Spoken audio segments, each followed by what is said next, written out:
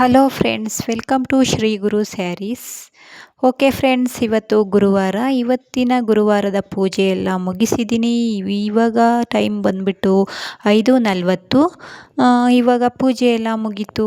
ಸ್ವಲ್ಪ ವೀಡಿಯೋ ಮಾಡ್ಕೊಳ್ಳೋಣ ಅಂತ ಮಾಡ್ತಾಯಿದ್ದೀನಿ. ಮತ್ತು ಇವತ್ತು ಒಂದು ವಿಶೇಷವಾದ ದೇವಸ್ಥಾನಕ್ಕೆ ನಿಮ್ಮನ್ನ ಈ ವಿಡಿಯೋ ಮುಖಾಂತರ ಕರ್ಕೊಂಡು ಹೋಗ್ತೀನಿ. ಎಲ್ಲರೂ ಆ ದೇವರ ಕೃಪೆಗೆ ಪಾತ್ರರಾಗಿ. ಹಾಗೆ ಏನಪ್ಪ ಈ ದೇವಸ್ಥಾನ ಇಷ್ಟೊಂದು ಚಿಕ್ಕದು, ಇವರು ವಿಶೇಷವಾದ ದೇವಸ್ಥಾನ ಅಂತ ಹೇಳಿದ್ರು ಅಂತ ಅಂದ್ಕೋಬೇಡಿ.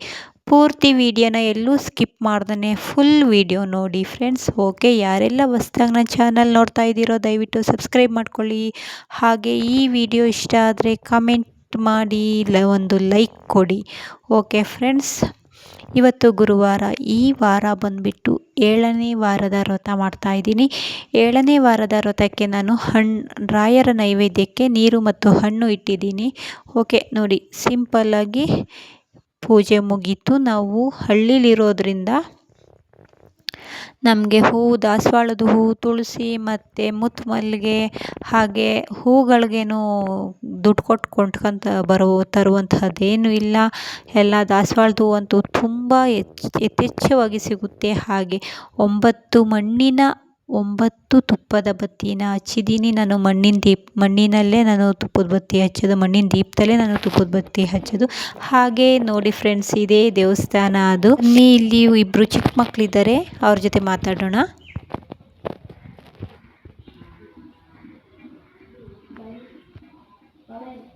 ಏನಿವತ್ತು ನಿನ್ನ ಬರ್ತಡೇನಾ? ನಿನ್ನ ಬರ್ತಡೇನಪ್ಪ?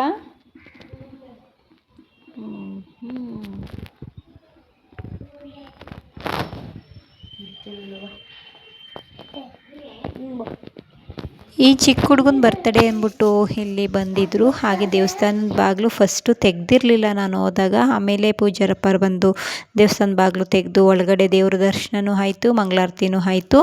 ಓಕೆ, ಇವ್ರ ಅಜ್ಜಿ ನೋಡಿ, ಈ ಹುಡುಗರ ಅಜ್ಜಿ ಆಚೆಗಡೆ ನಿಂತ್ಕೊಂಡು, ಕಾಂಪೌಂಡಿಂದ ಆಚೆಗಡೆ ನಿಂತ್ಕೊಂಡು ದೇವ್ರ ಸುತ್ತ ಬರೋಗು, ದೇವಸ್ಥಾನ ಸುತ್ತ ಪ್ರದರ್ಶನೆ ಹಾಕೋಗು ಅಂತ ಹೇಳ್ತಾ ಇದ್ದಾರೆ. ಓಕೆ ನೋಡಿ, ಈ ದೇವಸ್ಥಾನದ ವ್ಯೂ ಹೀಗಿದೆ. ಈ ದೇವಸ್ಥಾನ ಬಂದ್ಬಿಟ್ಟು ನಮ್ಮ ಪಕ್ಕದ ಊರಿನ ಆಲಕೆರೆ ಗ್ರಾಮದ ವೀರಭದ್ರೇಶ್ವರ ದೇವಸ್ಥಾನ. ಇಲ್ಲಿ ಕೊಂಡೋತ್ಸವ ಅಂತೂ ಅತಿ ವಿಜೃಂಭಣೆಯಿಂದ 2001ನೇ ಇಸ್ವಿಲಿ ಆದಂತಹ ಕೊಂಡೋತ್ಸವ ಮತ್ತು ಜಾತ್ರೋತ್ಸವ ಮತ್ತು 2025ನೇ ಇಸ್ವಿಲಿ ಆಗೈತೆ. ಕಾರಣ ಏನಪ್ಪ ಅಂತಂದರೆ, ಪ್ರತಿ ವರ್ಷ ಶಿವರಾತ್ರಿ ಹಬ್ಬದ ದಿನವೇ ಇಲ್ಲಿ ನೋಡಿ, ನಾನು ಇವಾಗ ದೇವರು ತೋರಿಸ್ತಾ ಇದ್ದೀನಿ. ಈ ಸ್ವಾಮಿ ಹತ್ರ, ವೀರಭದ್ರೇಶ್ವರ ಸ್ವಾಮಿ ಹತ್ರ ಹೂ ಕೇಳ್ತಾರೆ. ಆವಾಗ ಆ ಸ್ವಾಮಿ ಹೂ ಪ್ರಸಾದ ಕೊಟ್ಟರೆ ಮಾತ್ರ ಆ ವರ್ಷ ಹಬ್ಬ ಮಾಡ್ತಾರೆ, ಇಲ್ಲಾಂದರೆ ಮಾಡಲ್ಲ.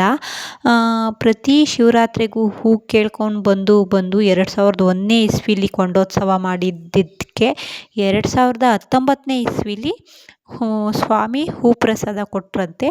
ಆವಾಗ ಅವರು ಕೊಂಡೋತ್ಸವ ಮಾಡೋಕ್ಕೆ ಎಲ್ಲ ರೆಡಿ ಮಾಡಿದ್ದಾರೆ. ಸೌದೆ ಎಲ್ಲನೂ ಒಡೆದು ರೆಡಿ ಮಾಡಿದ್ದಾರೆ. ಕೊರೋನಾ ಬಂದಂತಹ ಕಾರಣದಿಂದ ಹಬ್ಬನ ಸ್ಟಾಪ್ ಮಾಡಿದ್ದಾರೆ. ಮತ್ತೆ ಹೂ ಪ್ರಸಾದ ಕೊಟ್ಟಿರೋದು 2025ನೇ ಇಸ್ವಿಲಿ. ಅಪ್ಪು ಆಕಾಶ್ ಲಾಗ್ಸ್ ಅಂತ ನೀವು ಯೂಟ್ಯೂಬ್ ಚಾನಲ್ ನೋಡಿದ್ರೆ ಅದರಲ್ಲಿ ಫುಲ್ಲು ವೀಡಿಯೋಸು, ಕೊಂಡ ಮತ್ತು ಆ ಸೌದೆ ಜೋಡಿಸಿರೋದು, ಕೊಂಡ ಹಾಕಿರೋದು ಮತ್ತು ದೇವಸ್ಥಾನ ಎಲ್ಲ, ಪ್ರತಿಯೊಂದು ಜಾತ್ರಾ ಮಹೋತ್ಸವ ಪ್ರತಿಯೊಂದು ನೀವು ನೋಡ್ಬೋದು ಫ್ರೆಂಡ್ಸ್. ಯಾರೆಲ್ಲ ನನ್ನ ಯೂಟ್ಯೂಬ್ ಚಾನಲ್ನ ನೋಡ್ತಾ ಇದ್ದೀರೋ ಅವರು ಅಪ್ಪು ಆಕಾಶ್ ಲಾಗ್ಸ್ ಅಂತ ಹೊಡೀರಿ. ಆ ಯೂಟ್ಯೂಬ್ ಚಾನಲಲ್ಲಿ ನಾನು ವಿವರಣೆ ಕೊಟ್ಟು ಮತ್ತು ವೀಡಿಯೋನೂ ಸುಧಾ ಮಾಡಿದ್ದೀನಿ. ಅಷ್ಟು ಪವರ್ಫುಲ್ ಈ ದೇವಸ್ಥಾನ. ಅದಕ್ಕೆ ಹೇಳಿದ್ದು ವಿಶೇಷವಾದ ದೇವಸ್ಥಾನಕ್ಕೆ ನಾನು ಇವತ್ತು ನಿಮ್ಮನ್ನು ಕರ್ಕೊಂಡು ಹೋಗ್ತಾ ಇದ್ದೀನಿ ಅಂತ. ಹಾಗೆ ಈ ವೀರಭದ್ರೇಶ್ವರ ಸ್ವಾಮಿ ತುಂಬ ಪವರ್ಫುಲ್ಲು. ಏಕಪ್ಪ ಅಂದರೆ ಇಲ್ಲಿ ಹೂ ಕೇಳೋಕ್ಕೆ ವರ್ಷಾನುಗಟ್ಲೆ ಗಂಟನೂ ಟೋಕನ್ ತಗೊಂಬಿಟ್ಟಿರ್ತಾರೆ. 1 ವಾರದಲ್ಲಿ ಒಬ್ರಿಗೇ ಹೂ ಕೊಡೋದು, ಅದು ಬೆಳಗಿನ ಜಾವ 4 ಗಂಟೆಯಿಂದ 5 ಗಂಟೆ ಒಳಗಡೆ ಅಷ್ಟೇ. ಒಂದು ಮಂಗಳವಾರ, ಅದು ಬರೀ ಮಂಗಳವಾರ ಮಾತ್ರ, ಮಂಗಳವಾರ ಹೂ ಪ್ರಸಾದ ಕೊಡ್ತಾರೆ. ಹಾಗೆ ಹೂ ಪ್ರಸಾದ ಕೇಳೋಕ್ಕಂತೂ ಸುಮಾರು 6 ತಿಂಗಳು 7 ತಿಂಗಳವರೆಗೂ ಬುಕ್ಕಿಂಗ್ ಮಾಡ್ಕೊಂಬಿಟ್ಟಿರ್ತಾರೆ. ಬೆಳಗಿನ ಜಾವನೇ ಅವರು ಹೂ ಪ್ರಸಾದ ಕೊಡೋದು. ಹಾಗಾಗಿ ಬೆಳಗಿನ ಜಾವ 4 ಗಂಟೆಯಿಂದ 5 ಗಂಟೆ ಒಳಗಡೆ ನಾವು ಹೂ ಪ್ರಸಾದ ಕೇಳಬೇಕು. ಹಾಗಾಗಿ ಇಲ್ಲಿ ಹೂ ಪ್ರಸಾದ ಅಂತೂ ತುಂಬ ವಿಶೇಷ, ಮತ್ತು ಕೊಂಡೋತ್ಸವ ಜಾತ್ರೋತ್ಸವನೂ ತುಂಬ ವಿಶೇಷ. ಅದಕ್ಕೋಸ್ಕರ ಇವತ್ತು ಬಿಡ್ದಿನ ಆಗಿರೋದ್ರಿಂದ ನಾನು ಸುಮ್ಮನೆ ದೇವಸ್ಥಾನಕ್ಕೆ ಅಂತ ಬಂದೆ. ನಾನು ಬಂದಾಗ ದೇವಸ್ಥಾನ ಬಾಗಿಲು ಹಾಕಿತ್ತು. ಆವಾಗ ಪೂಜಾರಪ್ಪರು ಪೂಜೆ ಮಾಡಿಬಿಟ್ಟು ಮನೆಗೆ ಹೋಗಿದ್ರು. ಮತ್ತು ನಾನು ಬಂದು ದೇವಸ್ಥಾನ ಸುತ್ತ ಪ್ರದಕ್ಷಿಣೆ ಆಗ್ತಾಯಿದ್ದೆ. ಆವಾಗ ಪೂಜಾರಪ್ಪರು ಬಂದು ಒಳಗಡೆ ನನಗೆ ದೇವ್ರ ದರ್ಶನ ಮತ್ತು ಮಂಗಳಾರತಿನೂ ಕೊಟ್ಟರು. ಓಕೆ ಫ್ರೆಂಡ್ಸ್, ಈ ವಿಡಿಯೋ ಇಷ್ಟ ಆಗಿದ್ರೆ ಲೈಕ್ ಮಾಡಿ, ಶೇರ್ ಮಾಡಿ, ಕಮೆಂಟ್ ಮೂಲಕ ನಿಮ್ಮ ಅನಿಸಿಕೆಯನ್ನು ತಿಳಿಸಿ. ಹಾಗೆ ಅಪ್ಪು ಆಕಾಶ್ ವ್ಲಾಗ್ಸ್ ಚಾನಲ್ನ ನೋಡಿ, ಪೂರ್ತಿ ವಿಡಿಯೋ ನೋಡಿ, ತುಂಬ ಚೆನ್ನಾಗೈತೆ. ಕೊಂಡೋತ್ಸವ ವಿಶ್ವದಲ್ಲಿ ಅತಿ ದೊಡ್ಡ ಕೊಂಡೋತ್ಸವ. ಹಾಗೆ ಸೌದೆ ಜೋಡಿಸಿರೋದು ಮತ್ತು ಕೊಂಡ ಎಲ್ಲನೂ ನಾನು ವಿಡಿಯೋ ಮುಖಾಂತರ ಹಾಕಿದ್ದೀನಿ. ಅಪ್ಪು ಆಕಾಶ್ ವ್ಲಾಗ್ಸ್ ಚಾನಲ್ನ ನೋಡಿ ನಿಮ್ಮ ಅನಿಸಿಕೆನ ಕಮೆಂಟ್ ಮೂಲಕ ತಿಳಿಸಿ. Thank you so much.